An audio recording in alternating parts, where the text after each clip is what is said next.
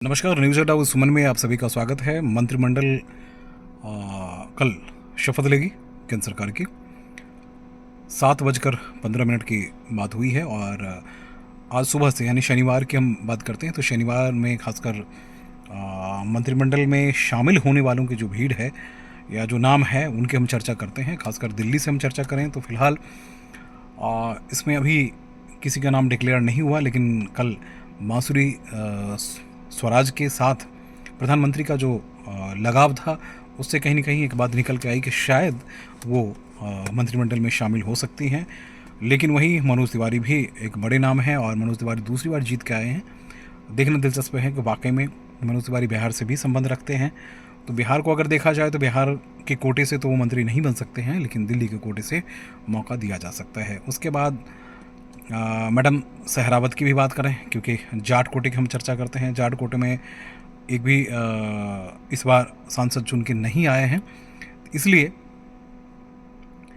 पश्चिमी दिल्ली से जो चुन के आई हैं उनका नाम चर्चा में ज़रूर आने लगा है।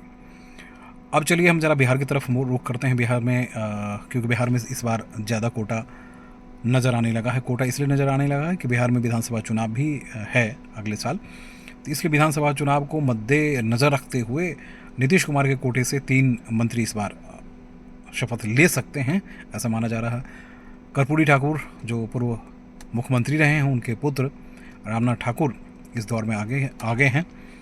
ललन सिंह जो पहले राष्ट्रीय अध्यक्ष रह चुके हैं, किसी विवाद की वजह से पिछले दिनों काफ़ी दूषित चर्चाएं हुई थी और बहुत परेशान थे, उन्हें राष्ट्रीय अध्यक्ष पद से इस्तीफा देना पड़ा था। तो उनका भी नाम चल रहा है कि उन्हें कैबिनेट मिनिस्टर के तौर पे, एमओएस के तौर पे रामनाथ ठाकुर हो सकते हैं। वैसे सीनियरिटी की बात करते हैं तो सीनियरिटी में रामनाथ ठाकुर सीनियर हैं और बहुत सीजनड पॉलिटिशियन हैं। और सीजन पॉलिटिशियन इसलिए कि हमेशा इनकी राजनीतिक जीवन जो रही है बहुत ही अलग तरीके की राजनीतिक जीवन रही है, तो इनका नाम आ गया। उसके बाद उपेंद्र कुशवाहा गायब हैं फिलहाल, उनको क्योंकि इस बार जीत नहीं पाए, अदरवाइज़ वही दावेदार होते। चिराग पासवान को इस बार कैबिनेट में जगह मिल रही है, कैबिनेट मिनिस्टर बन रहे हैं वो।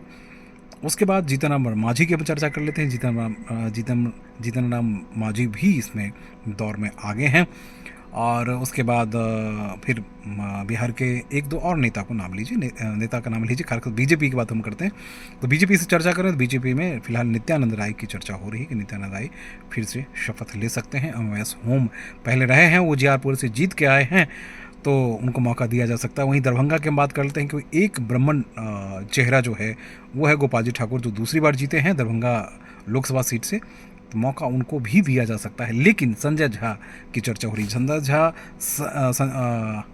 वो जो है जेडीयू के कोटे से, जनता दल यूनाइटेड कोटे से हैं और खासकर नीतीश कुमार के काफ़ी करीब, और इस पर चर्चा में इसलिए भी वो शामिल होते रहे हैं क्योंकि बीजेपी और जेडीयू के बीच में अगर कोई कड़ी है तो वो संजय झा हैं।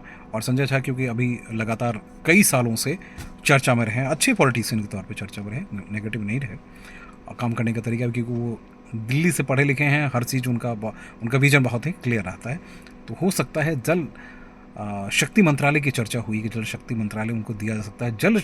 क्योंकि जल संसाधन मंत्रालय उन्होंने बहुत बारीकी से संभाला और बिहार में बाढ़ के साथ साथ तमाम सारे मसलों पे उन्होंने एक बड़ा सॉल्यूशन देने की कोशिश की, तो हो सकता है उनको भी मौका दिया जाए। अब इनको भी उसके बाद गोपाल जी ठाकुर भी मैथिल हैं, वो भी मैथिल हैं, देखना वो भी दिलचस्प होगा किसको मौका मिलता है। खासकर उत्तर बिहार की हम बात करते हैं तो उत्तर बिहार से ही चिराग पासवान भी हैं, नित्यानंद राय भी हैं, रामनाथ ठाकुर भी हैं, तो अब देखना वही है। अब ज़रा मिड बिहार आएँ तो क्या इस बार तेज तर्रार नेता वकील, आप समझ गए होंगे पिछली बार उनको मंत्रालय नहीं दिया गया था, तो क्या इस बार उनको मंत्रालय दिया जाएगा ये भी कह पाना मुश्किल है। अभी तक तो कॉल नहीं आया क्योंकि अभी वक्त है, काफ़ी 24 घंटे का समय है, तो होगा, ऐसा हो रहा है। राजनाथ सिंह के बारे में क्लियर हो गया। उसके बाद हम अमित शाह के बारे में क्लियर हो चुका है कि वो मंत्रिमंडल में शामिल हो रहे हैं। एस जयशंकर के बारे में भी पता चला कि वो भी शामिल हो रहे हैं। निर्मला सीतारमन इस बार मंत्रिमंडल से बाहर हो रही हैं। अभी तक गिरिराज सिंह को लेकर, गिरिराज सिंह बिहार के पॉलिटिक्स में सबसे सीनियर पॉलिटिशियन हैं और प्रधानमंत्री के काफ़ी करीब रहे हैं, तो इसलिए उनके बारे में अभी तक कुछ क्लियर नहीं हो पा रहा है कि इस बार लगातार 10 साल तक वो क्या एज ए कैबिनेट मिनिस्टर बने रहे हैं, तो इस बार मौका मिलता है या नहीं मिलता है ये कह पाना मुश्किल है। लेकिन एक बात ज़रूर है कि उस पर सोच विचार किया जा सकता है। उसके बाद राधा मोहन सिंह की भी चर्चा करते हैं। राधा मोहन सिंह को ही एग्रीकल्चर मिनिस्ट्री दी गई थी, वो काफ़ी साल तक रहे थे, सीनियर पॉलिटिशियन हैं, राष्ट्रीय अध्यक्ष रहे, तमाम सारी जिम्मेदारी संभाली, इस बार फिर से जीत के आ चुके हैं, 5वीं 6ठी बार है। तो अब देखना दिलचस्प है कि वाकई में प्रधानमंत्री को यहाँ जिम्मेदारी दें या संगठन में जैसे हैं वो ऐसे ही बने रहेंगे, या और भी कुछ नए चेहरे जो हैं, राजीव प्रताप रूढ़ी को क्या फिर से मंत्रिमंडल में जगह दी जा सकती है। बिहार की हम चर्चा कर रहे थे, बिहार में कई सांसदों का भाग्य का पिटारा खुल सकता है, ऐसा कहा जा रहा है। अब देखिए होना जो भी है, आपको हार्डली 2 से 3-4 घंटे ही इंतज़ार करना पड़ेगा, क्योंकि शाम तक बातें साफ हो जाएगी, सब कुछ क्लियर हो जाएगा। नमस्कार।